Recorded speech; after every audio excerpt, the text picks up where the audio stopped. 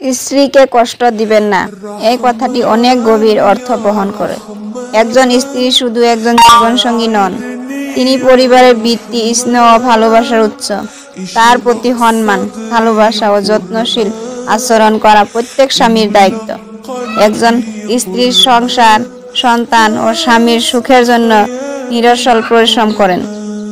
তার প্রতি কৃতজ্ঞতা প্রকাশ করুন, তার অনুভূতিগুলোকে মূল্য দিন এবং কখনো তাকে কষ্ট না দেওয়ার প্রতিশ্রুতি নিন। ভালোবাসা ও পারস্পরিক বোঝাপড়ার মাধ্যমে একটি সুন্দর দাম্পত্য জীবন গড়ে ওঠে। স্ত্রীকে কষ্ট দিবেন না, এটি শুধু একটি বাক্য নয়, বরং সুখী দাম্পত্য জীবনের অন্যতম মূল মন্ত্র। স্ত্রী শুধু একজন জীবনসঙ্গী নন, তিনি আপনার ভালোবাসার প্রতিচ্ছবি, সংসারের স্তম্ভ এবং অনেক সময় নিজের চাওয়া পাওয়া ভুলে আপনাকে পরিবারকে সুখী করার দায়িত্ব নেন। কেন স্ত্রীকে কষ্ট দেওয়া উচিত নয়? তিনি আপনার পাশে থাকেন সবসময়, সুখে দুঃখে, ভালো খারাপ সময়ে একজন স্ত্রী প্রথম ভরসা হয়ে দাঁড়ান।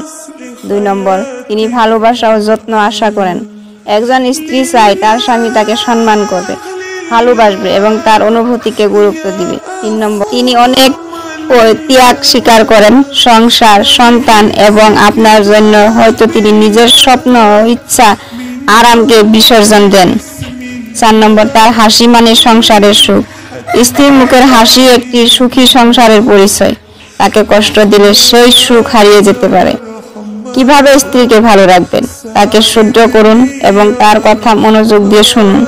তার প্রতি কৃতজ্ঞতা প্রকাশ করুন, ছোট ছোট কাজের জন্য ধন্যবাদ দিন। ভালোবাসা ও যত্ন প্রকাশ করুন, তাকে স্পেশাল অনুভব করুন। ছোটখাটো বিষয় নিয়ে ঝগড়া না করে বোঝাপড়ার মাধ্যমে সমাধান করুন। একজন সুখী স্ত্রী মানে একটি সুখী পরিবার। তাই স্ত্রীকে কষ্ট না দিয়ে বরং তাকে ভালোবাসুন, সম্মান করুন এবং সবসময় তার পাশে থাকুন।